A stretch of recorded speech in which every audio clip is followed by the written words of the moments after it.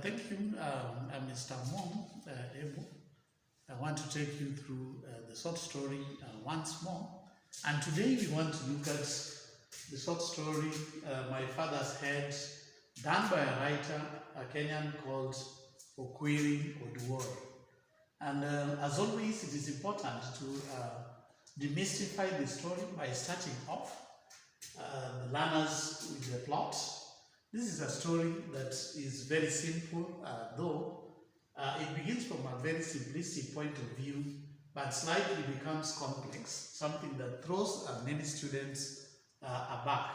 But all in all, what is important in the plot is that we are told that there's a congregation awaiting the arrival of a visiting religious leader by the name Father Ignatius Okelo. Father Ignatius is from Immaculate Conception in Kugum, where he's been preaching and probably either visiting or is on a transfer. There's a lot of arrangements that is made for his arrival, and we see members of the congregation are the following. One, they are old women. Number two, we find old men. And lastly, we have a few people who do not live at the home, but they also came too. Their background is a bit unique, and this is something that is interesting. We are told that one of the few people includes the woman who is hawking candy at the stagecoach bus stop. Number two, there is a man who is also running a kindergarten in the daytime, and the same house is used as a brothel in the night. And then we find number three, another unique character is the woman whose illicit brew turned 5 people blind in January. So these are the people that have come to receive Father Ignatius Okelo. Now, Simbi, who is working alongside Bibo in this old people's home, has made the right arrangements, as seen in the chairs that are actually put under the avocado tree. And finally, we are told that Father Ignatius Okelo arrives aboard a border rider, something that is disappointing to the congregation. They would have expected him to probably come in a vehicle or any other sophisticated mode of transport. But all in all, the father chooses to come aboard a border arrival. The next day, Father Ignatius Okelo is time to give a sermon. And surprisingly, its topic for the sermon is love your neighbor as you love yourself. This topic is something that is similar. The experiences that she talks about throws the main character, Simbi, into introspection, and therefore it reminds her of her father, the love and the good moments that they shared together when the father was still alive. After this, Simbi tries to draw his her father's head image in a piece of paper. Surprisingly, his head does not come out, something that surprises Simbi. We are all thrown into confusion. How one can be able to identify the father, yet you fail to draw his head.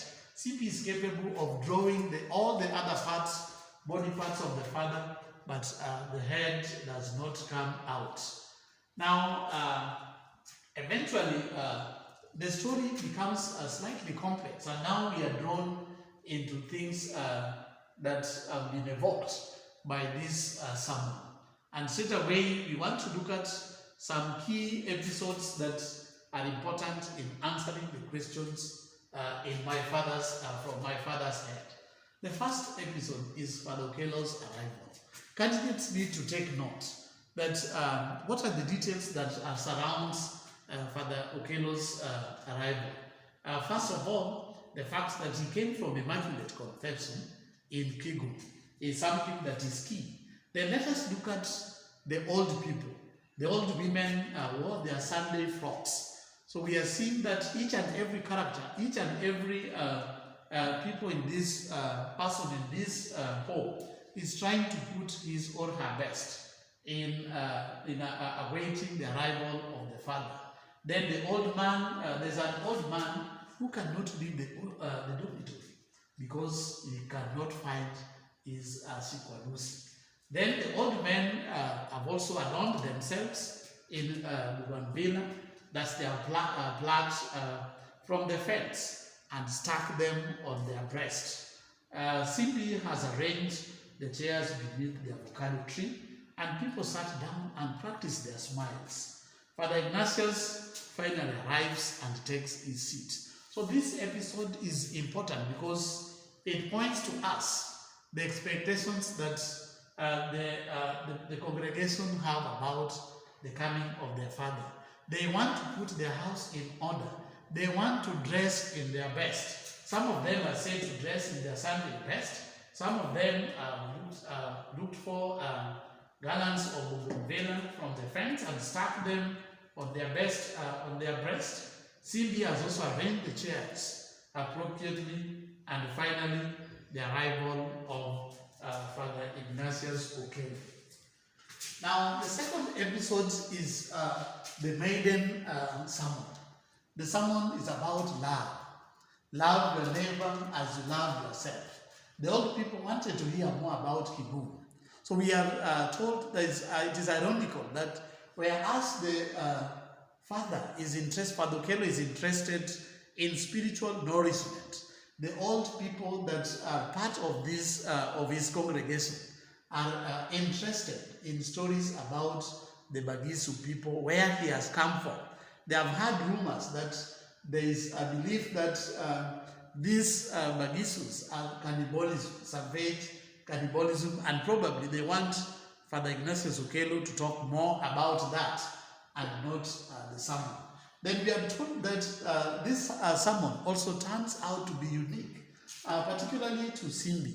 The choice of the topic, love your neighbor as you love yourself, is something that throws Simbi into introspection.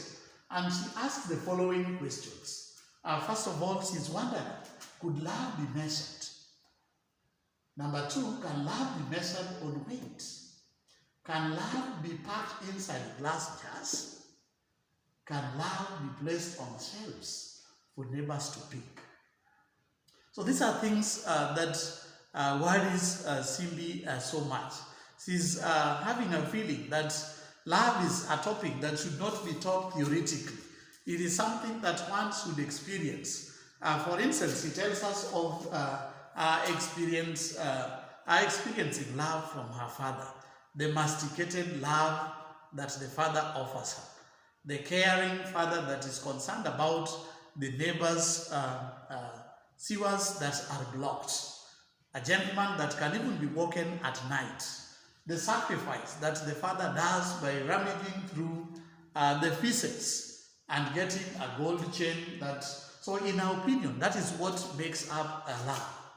And therefore, she finds this topic so unbefitting at a particular point, because this is about someone that is taught theoretically. Now, this choice of topic, coupled with Simbi's experience with her father, throws her into imagination of her father. She remembers her father's unique qualities, such as love, such as sacrifice, sympathy for others, and all that. Now, candidates, this is just a sneak preview of some of the key episodes that we have in My Father's Head. And therefore, we can look at some two questions. The first question is, with reference to My Father's Head, support the validity of the phrase, action speaks louder than words. Now, if you look at what we have here, we want to see who is acting. And when these actions are carried out, then we realize that they leave a long-lasting impact compared to the theory. So we want to see instances where, for instance, Cindy's father is no more, is dead. But we can see that her legacy still lingers in Simbi's memory. Even after so many years of death, Simbi can remember bit by bit, detail by detail, some of the good times, some of the caring moments, some of the concerts, that things that our father did that stands out as virtues. Number two, we can look at this question again. Leaving behind a legacy is far much important than physical appearance. Sometimes students get baffled when questions are pointing to appearance.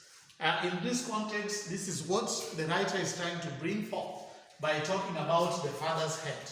So the writer is not talking about the literal Cindy's father's head that cannot come out into imagination. But she's talking about the fact that her deeds, Cindy's father's deeds, leave behind. Even in death, they can still be remembered.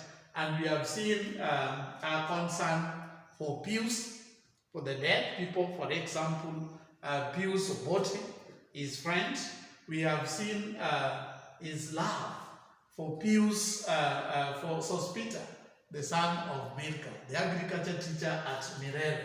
We have seen his concern for CB as a child that he brings up by trying to do everything to make her comfortable, including ravaging through the feces to bring home a TV. The love that he shows to her, the masticated love that goes, that is so delicate, and that is what we want to do. So after demystifying the two questions, we expect the candidates to at least have a try out and do a write-up of an essay in the two questions.